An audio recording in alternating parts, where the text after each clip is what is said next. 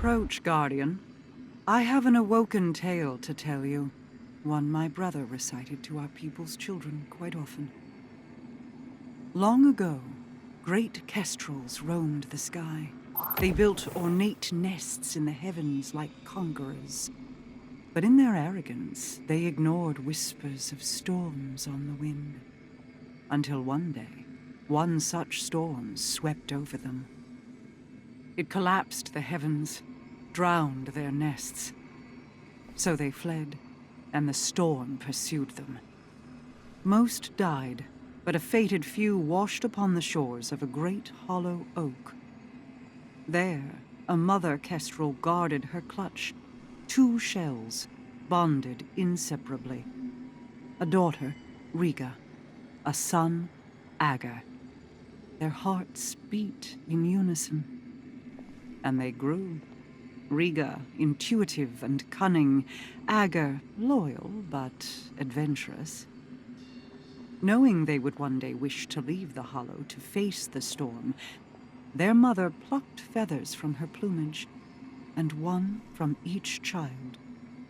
For Rega she crafted a crown to keen her mind, centered by Ager's luminous feather. For Ager, she crafted a scepter, cored by his sister's obsidian feather to guide his spirit. There is truth in this tale. The scepter and crown, they are real. One I already have. The other, you will retrieve for me. When you return, I will tell you the rest. This is the gatehouse. It leads to many places. The vault where I stowed the scepter is one of those places.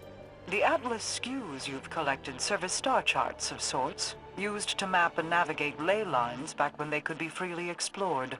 Uldren had been searching for Agers Scepter for some time when he made these.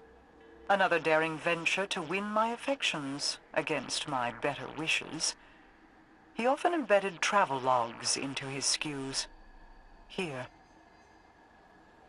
Sister, I wonder when the spies you have following me will find these. Do you still walk the old paths we made? Mother's old tales come to mind. I've been adding to my favorite, the twin kestrels whose hearts beat as one. You'll have to tell me what you think when I return with the scepter. Mother Kestrel watched perfect daughter Rega as she plotted the infinite paths of the hollow, as if concocting a plan for each way it could grow. But with her son Ager, Mother instead held him tight beneath her wing in the oak's hollow. She pointed starward and whispered warnings of dangerous storms and cosmic sojourners that carved chaos in the sky. The beautiful depth of the dark spots caught his eye. His imagination was arrested by them. Ager struggled against his mother's wing, yearning to leap from the tallest branch and soar to see the storms for himself. But Mother Kestrel's talon caught him. She scolded him to never leave the canopy. She held him in crushing closeness and vowed not to show him the stars again. He grew to resent her protection. If it is still unclear, the twin kestrels represent Uldren and myself. Their mother is Osana Sav. Uldren found Osana's prescriptions restrictive. I never considered her a mother myself, but her dreams of foresight interested me. We both saw calamity looming, Osana and I. In the distributary, where the Awoken were born, we were eternal. Osana would hide there forever rather than face the enemy. When we left to form the reef, many chose to hide with her. You're done here. I'll send for you when more skews reveal themselves. The twin kestrels darted through the gaps between branches. The leaves formed verdant pathways. Predictably, Rega first, with Ager close behind. In those pathways they traded secrets. Secrets Rega whispered to the flock, hoping to push them beyond the hollow, beyond the forest. Most nights, Rega and Ager sat beneath the stars to dream. Twin hearts sounding a duet of beats. Like ours, Mara. I still feel yours. Still distant. In this story, Ager fixated on the dark clouded pox that marred the night above the canopy. He pointed to the starry spaces between them and asked his sister to name them. Rega never spoke a word. She already knew all their names and didn't want to crush his spirit. How charitable. One night, Ager grew impatient of her silence and pointed to one of the dark spots as it roared with thunder. "The storm is singing to us," said Ager. "We should sing back to show it we are not afraid." Rega wove her voice with his, and the thunder resounded. She did not sing with him again after that night. Rare to see stars in the ascended plane. I wish we were doing this together. Why hide the scepter if it weren't a test? I understand pilfering ruins suits you more than researching them, Hunter. Listen and learn. When the Awoken people came into being after the collapse, I was the first. As first, my chosen form defined what an Awoken could be. Thousands followed my example, willing themselves into existence within the distributary. Some, like Uldren, required help. His mind was like an unsteady fawn. No surprise he was unable to do it on his own. So I guided him, filled the gaps in his memory. I gave him a star to follow. He was bonded to me, and his devotion spiraled into pathetic recklessness. Even through death, he hasn't outgrown that dependency. I see it in him as he looks longingly to his ghost for answers. To you.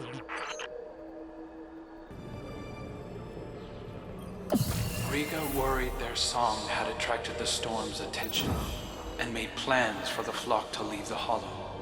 She locked herself away to study. The separation pained Ager. Like you know it does. Unable to bear the loneliness, Ager finally took to the sky. High above, the open air cradled him like star-cloth ribbonets. He felt peace in the deafening rush of wind across his feathers. Once he found them a new home, Rega would love him as he loved her. She would offer him the scepter their mother had crafted for him. The scepter that Rega selfishly kept. But as he approached the forest's edge, night fell and thunder shook his heart. Ager saw a great storm building on the horizon. Had he the scepter, he could have fought. Instead, he listened, straining through the thunder for the faint, secondary beat of Rega's twin heart. Through lightning and chaos, he followed it home. Ager told Rega of the storm, the forest's edge, and the gleaming bulbs of starlight clashing overhead. She didn't scold him or tell Mother Kestrel. She listened and heard the possibility in his tale. Gratitude. Imagine that.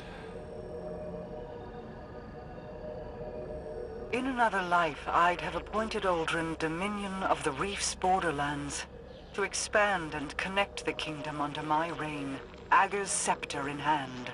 He would have used it to open doors and challenge foes best left alone. He was not unlike a guardian already. and he would have died before his time. Uldren's fall was a predetermined point, so I hid the scepter away and gave him something safe to chase. He often strayed from that path. Ager, much loved by the flock, convinced a great many to fly with the twins when they left the hollow. He knelt before Rega and presented the crown of feathers their mother had crafted for her, and waited for her to respond in kind. She rose as queen, but did not gift Ager the scepter. His scepter. Despite everything, she still said he wasn't ready. It was a test of his will, right? His devotion. One he would not fail. For he was patient. So patient. Together the twins led the flock away from the oak's hollow to carve new nests in distant boughs beyond the forest's edge. Ager flew far and wide at Rega's behest, always thinking of her test, and returned home with tales of all that he had seen. Dark clouds surrounded them. Fires burned within trees, split by thunderous bolts. His twin kept his words close. Rega scattered prophetic bones and traced their curvature like weathered oaken bends. In them the signs were clear. A great storm did indeed approach, they in its path, and so they prepared themselves for war. I wish you'd just give it to me. I could use it to help us face what we both know is coming. It doesn't even belong to you. This coming storm he speaks of was the flashpoint. The battle of Saturn against the Taken King. It was the shift from stability into dissonance. I failed to shape Uldren in accordance with my goals, but if I were to take all that he was and reveal that past to him now, would he be my brother? Or is it only his echoes that remain? I see many of those same beginnings leading now to different ends. Tell me, would you be so forgiving if Crow carried more of Uldren with him? Would you still accept him?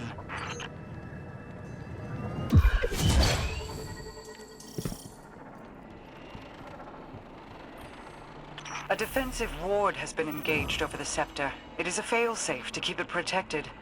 Either my brother found this place without my knowledge and set it off, or the ward was engaged when the surrounding architecture suffered structural damage. There is a bypass. It is code, kept secret, in that it has been scattered across dozens of terminals throughout the Awoken territory. Fret not, you don't have to collect them. I will have the pieces consolidated and reformed. While you wait, you needn't stand idle like a lost child. Return to me. My borders are threatened.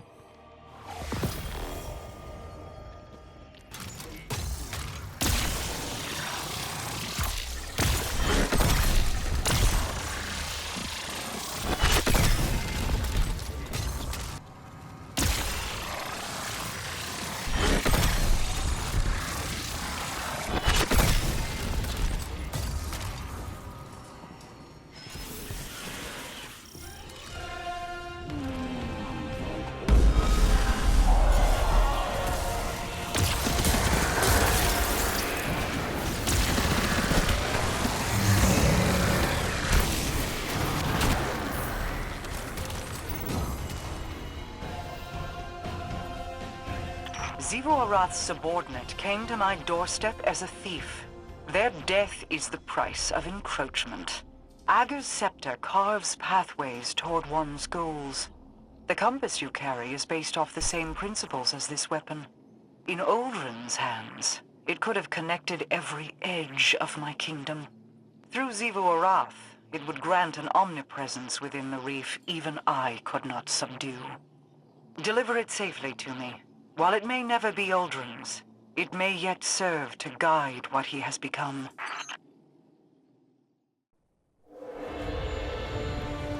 So you wish to hear the rest of my brother's story? Fine. I will oblige you. When the storm came, Rega and Ager rode the winds to meet it. A fleet of talons at their back. A great battle ensued. The storm took, as was its nature. Many fell, Ager among them. Rega could only watch as he tumbled down, down, down, until her heart beat alone. She dove into the storm, giving herself to destroy it. Rega's spirit ascended higher into the sky, where she hoped to reunite with her brother. Instead, she met the thing that sent the storm. A bottomless well of grief, unreachable by reasoning or bargaining or violence. A voice in the darkness. And so, Rega gathered her feathers into an aegis of wings to shield the world below. But over the years, feathers broke away. Futility wore thin her resolve. Then, one day, her heart began to beat as it once had. Doubled, distant, but different. A beautiful echo.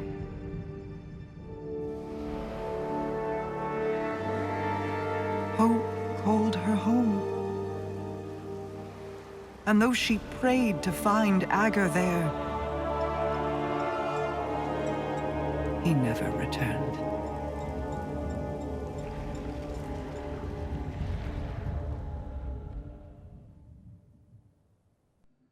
I still feel Uldren's heartbeat somewhere out there.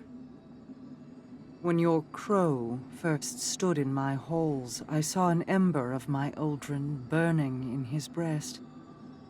Curiosity, and a sibling fondness, told me I could stoke that ember. I hope it is not a lie. I hope he is more than the last ebb of hot ash from a long dead flame. Many of his faults were not of his own making. Uldren's decisions were his, of course, but driven by whips in the hands of others. Myself included. I will have to offer him more than an old story of an empty promise if I wish to see that ember burn again. This is the path I led Uldren down. If certain actors had kept to their roles, I would have wielded Uldren Salve, Light-Bearer. But even Mara Salve cannot control everyone. I celebrate his resurrection in the light. But I detest seeing my brother rewritten, his greater self sloughed away and swept into the cellar. There is still good to draw from who he was. Don't squander it. He needs a star to guide him. Uldren or Crow, they are the same in that regard. Agers Scepter is yours, then. Both its burden and the freedom it can provide. Be careful with it, Guardian. He is prone to devotion.